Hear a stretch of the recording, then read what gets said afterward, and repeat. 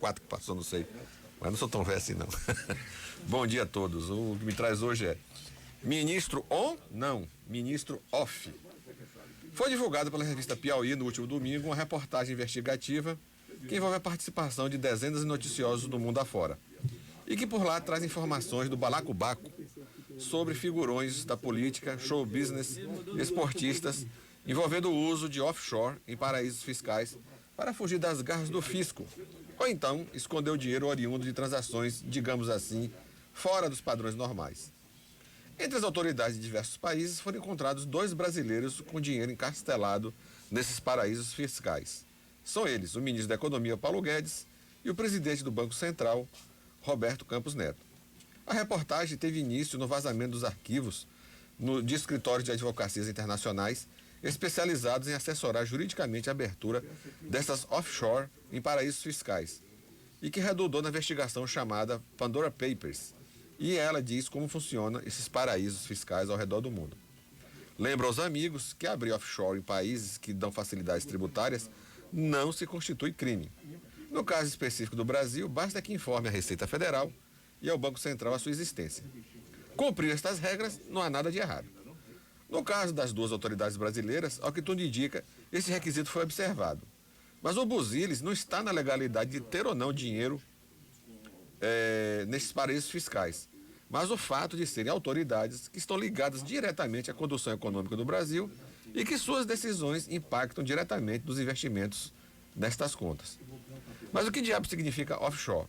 Offshore são empresas abertas em países que têm baixa tributação sobre o dinheiro aplicado ou nenhuma tributação, mas que são protegidas pelo sigilo e ninguém sabe quem são os seus donos.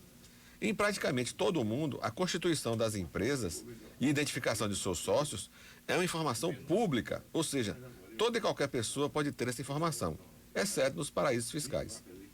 No caso das 2 maiores autoridades monetárias do Brasil, antes de assumir os seus respectivos cargos, deveriam fechar tais offshore. Afinal, decisões que tomarem terão impacto direto nas suas aplicações estrangeiras. Imagine, gente, se tais autoridades fossem alguém do governo do PT, o mundo já tinha caído. O discurso que está rolando em Brasília, e mesmo naqueles que odeiam o Bolsonaro, mas toleram o ministro da Economia e o presidente do Banco Central, eles entendem que não há nada de ilegal. O discurso é estúpido. Pessoas com o mínimo de decência sabem que não há nada de ilegal em ter conta nos paraísos fiscais. Ao que parece, os 2 agiram dentro da lei, isso não se questiona.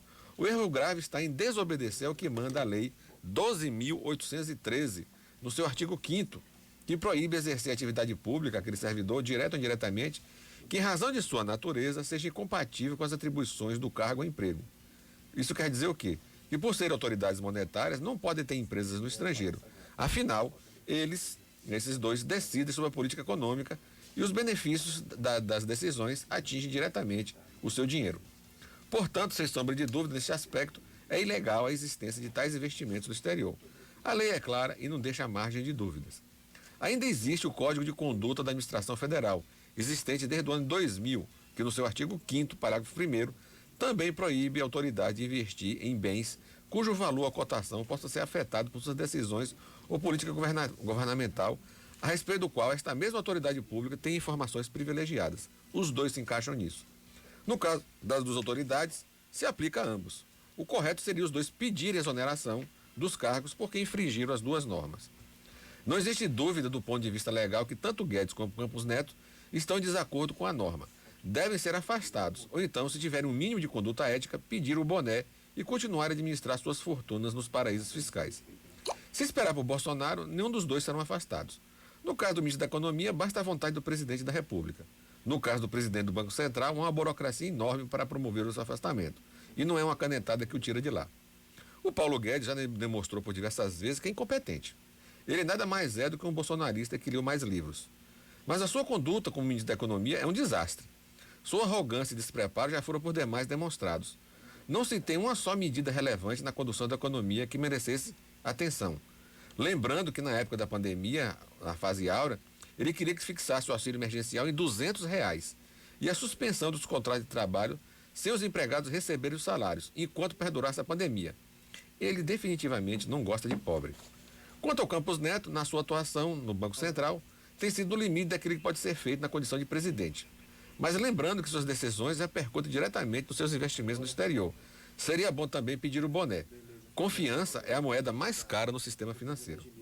Espero que o Congresso Nacional tome a frente e pressione para que essas duas autoridades sejam afastadas, sob pena de passar a mão na cabeça de quem infringe a lei. Vamos aguardar.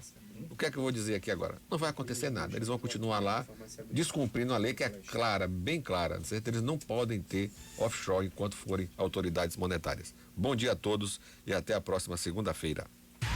Contraponto.